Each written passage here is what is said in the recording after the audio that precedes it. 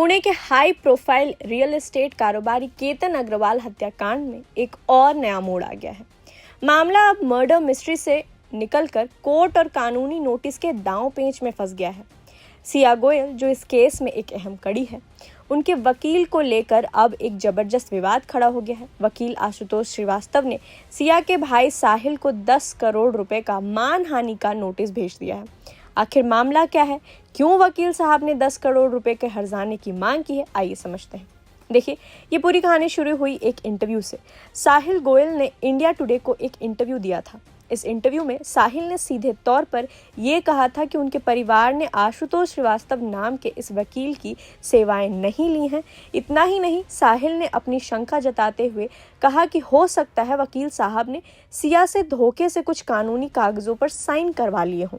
बस इसी बात पर वकील आशुतोष श्रीवास्तव भड़क गए। उनका आरोप है कि साहिल ने इन बयानों से उनकी छवि को बहुत बड़ा नुकसान पहुंचाया है। उन्होंने इसे भ्रामक और निराधार बताया है और इसी वजह से उन्होंने साहिल को कानूनी नोटिस भेजकर 10 करोड़ रुपए का मुआवजा मांगा है।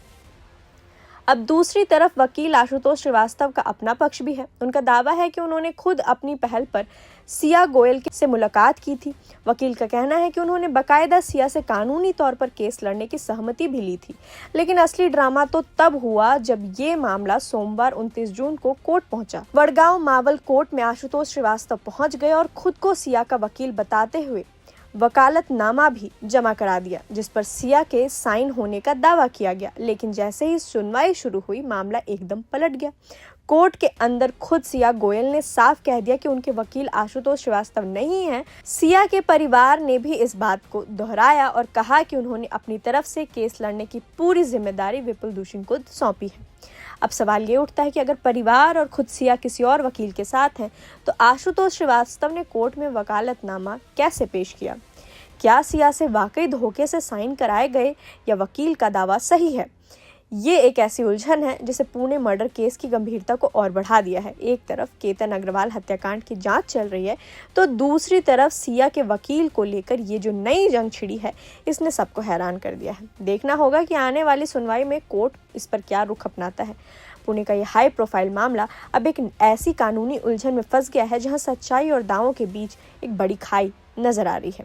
साहिल गोयल द्वारा टीवी इंटरव्यू में वकील आशुतोष श्रीवास्तव पर गंभीर सवाल उठाना और उसके जवाब में वकील साहब का 10 करोड़ का मानहानि नोटिस भेजना, ये सब इस केस की दिशा को भटका रहा है। सबसे चौंकाने वाली बात तो कोर्ट में हुई, जहां सिया गोयल ने खुद आशुतोष श्रीवास्तव को अपना वकील मानने से इनकार कर दिया।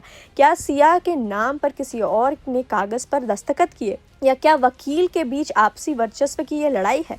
इस पूरे घटनाक्रम ने केतन अग्रवाल हत्याकांड की जांच को और अधिक संवेदनशील बना दिया है। फिलहाल सबकी नजरें अदालत पर हैं कि कोर्ट इस वकालतनामा विवाद को कैसे सुलझाता है और सिया गोयल का पक्ष असली कानूनी रूप से क्या कहता है। प्रभातखबर.com, विश्वास वही, रफ्तार नहीं।